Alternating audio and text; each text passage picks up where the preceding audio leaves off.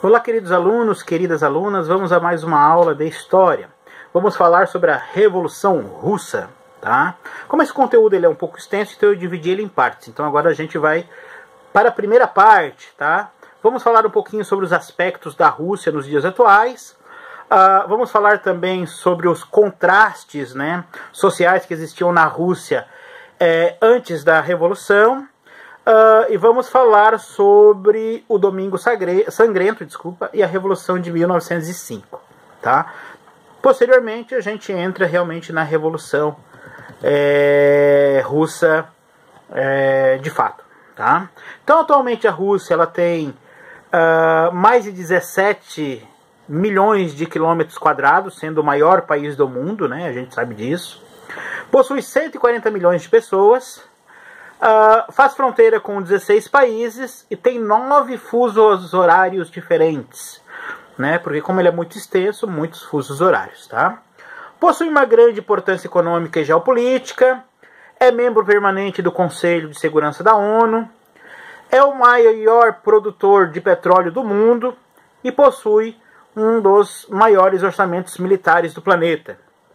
Entretanto, o quadro atual da Rússia, né, deste desenvolvimento, nem de perto lembra como era, né, a Rússia antes da Revolução. Tá? Então, até o século XX, o país tinha a maior população vivendo no campo, em condições precárias, ao mesmo tempo em que passava por um acelerado processo de industrialização e urbanização.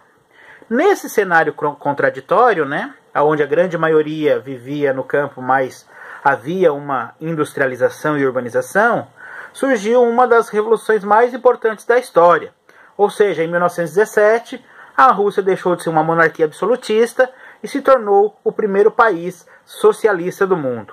É sobre esse processo de transformação que nós iremos estudar no conteúdo. Agora entra a vinheta. Aqui não tem vinheta, tá? Desculpa. Um país de contrastes e conflitos. Bom, do século XVI até 1917, a Rússia ela era uma monarquia absolutista governada por imperador ou imperadores nesse período todo, né? Chamados de czares, tá? Czar. O czar ele representava, né? O nome czar representava o antigo Império Romano, né? Onde eram os césares, né? Então, na Rússia eram os czares, tá? O czar ele tinha em suas mãos todo o poder e era apoiado pela igreja e pela nobreza, que era detentora das terras. Tá? Entre 1855 e 1881, a Rússia foi governada pelo czar Alexandre II, que iniciou um programa de reformas com o objetivo de transformar o país em uma nação mais moderna e industrializada. Para isso, ele aboliu a servidão, distribuiu terra aos camponeses, incentivou as atividades industriais e fundou bancos, melhorou o ensino e reorganizou o exército. Essas reformas iniciadas pelo Alexandre II tornaram a Rússia um país de grandes contrastes.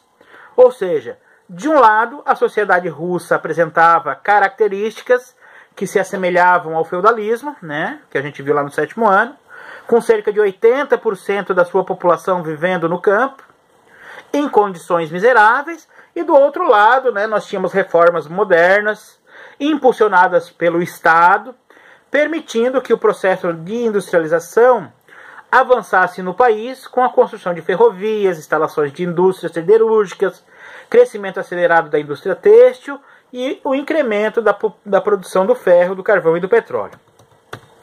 Entretanto, né, apesar de existir essa industrialização, nas fábricas os operários eles eram submetidos a condições insalubres, ou seja, jornadas de trabalho de 12 a 16 horas, baixos salários, riscos de acidentes. Além disso, não existia uma legislação trabalhista, tá? Eles não tinham direito à greve ou de uma organização sindical. A exploração, então, do operariado, né, desses operários, acabou, né, impulsionando a organização de greves, mesmo não podendo ter, né, a organização de sindicatos e a difusão, tá, dos ideais socialistas, né, baseados no Karl Marx e no Friedrich Engels, tá? Então a gente vai ver que é baseado esses ideais socialistas do Marx e do Engels, que posteriormente, então, em 1917, vai haver a Revolução, que vai transformar a Rússia num país socialista, tá? O Domingo Sangrento é a Revolução de 1905. Em 1904, acabou uma guerra que estava acontecendo entre a Rússia e o Japão. Essa guerra tinha acontecido porque a Rússia queria expandir os seus territórios, o Japão queria expandir seus territórios, e eles acabaram entrando em guerra.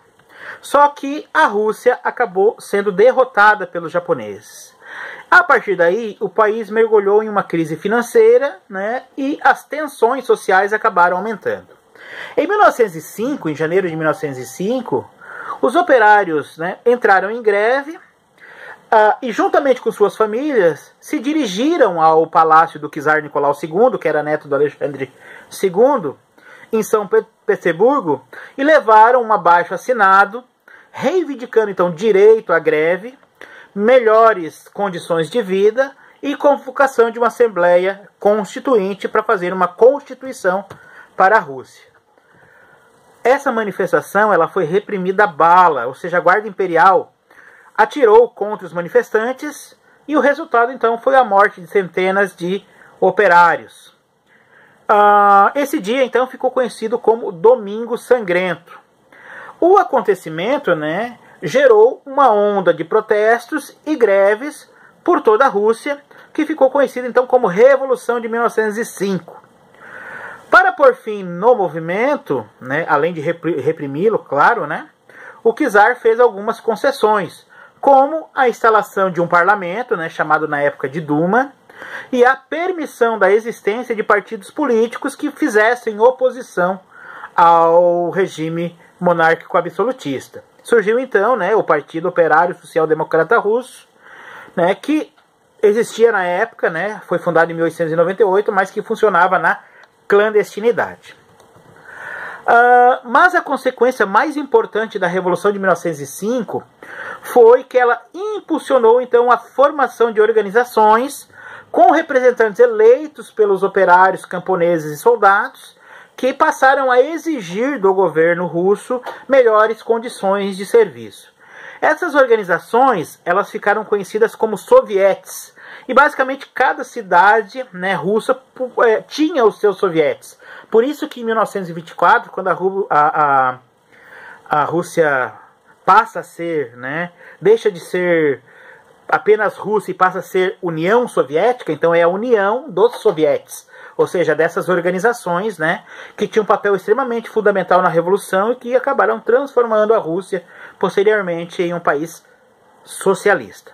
Mas sobre isso a gente vai falar posteriormente, tá? Façam atividade e até a próxima aula.